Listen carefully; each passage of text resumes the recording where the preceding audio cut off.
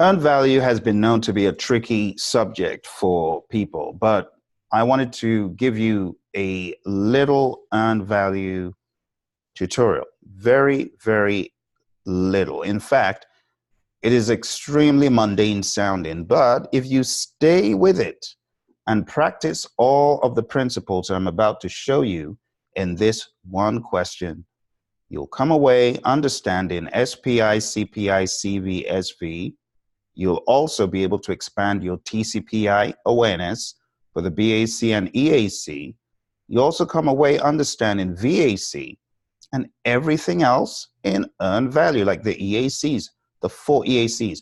I'm going to do this in a series of videos, but I would like to start off by asking you to calculate the SPI, CPI, CV, and SV for a particular problem. So don't go anywhere because you will benefit from this if you've been having trouble with earned value. Okay? So here's a problem. I call it the yellow buttons problem. The yellow buttons problem. Your management asks you to create 12 yellow buttons. Each button will cost $1,000.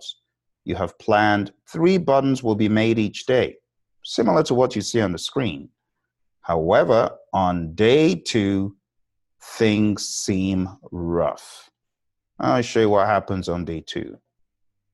On day 2, here's a scenario. At the end of day 2, only the blue buttons that you see have been done. 3 in the day 1 section and 2 in the day 2 section. So the question says, at the end of day 2, those colored blue are done. You have spent $8,000 at this point. What is the SPI, CPI, CV, and SV for this project? What is the EAC based on the current cumulative CPI? What is the EAC based on the remaining work completed at the budgeted rate? What is the EAC if the project coordinator tells you a brand new cost breakdown for remaining work is as follows: labor 5, materials 6. So why don't you hit pause on this video, solve it, spoiler alert, solve it on your own before looking at this answer, okay? Spoiler alert, hit pause, give you a few seconds for that.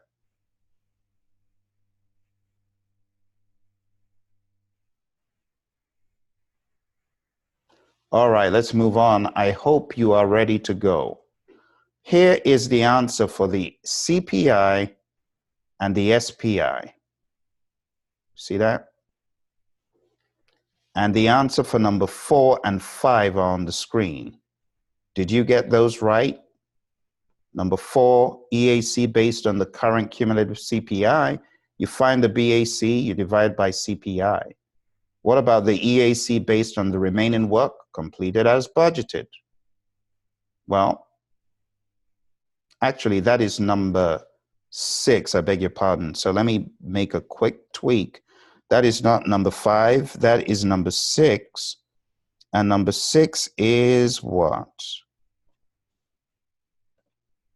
That is, what is the EAC if the project coordinator? Yeah, that is number 6. Number 5 has a different formula. So that's number 6. The answer to number 6 is 19,000.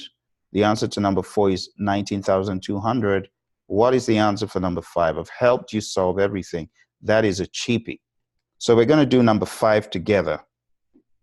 I should also show you all the answers in full. So let me do it in two doses.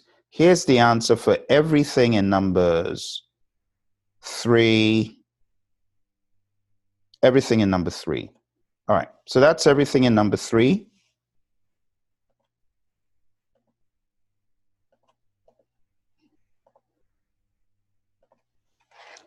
And then everything in number 4 and 6, numbers 4 and 6, I'll show that next. This is number 4 and 6. And why don't we solve number 5 together? Number 5 is very, very easy. Number 5 says, what is the EAC based on the remaining work completed at the budgeted rate? To solve this one, you should have been using the formula EAC equals what? Do you know? The formula is AC plus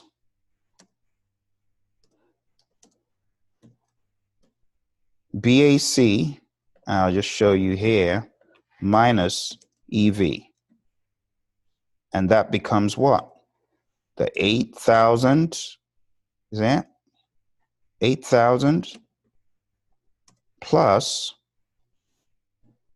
the 12,000 minus the earned value. How many have we done? 5. What's the value? 5K. 5K. And that becomes 8 plus 7. And that is 15,000.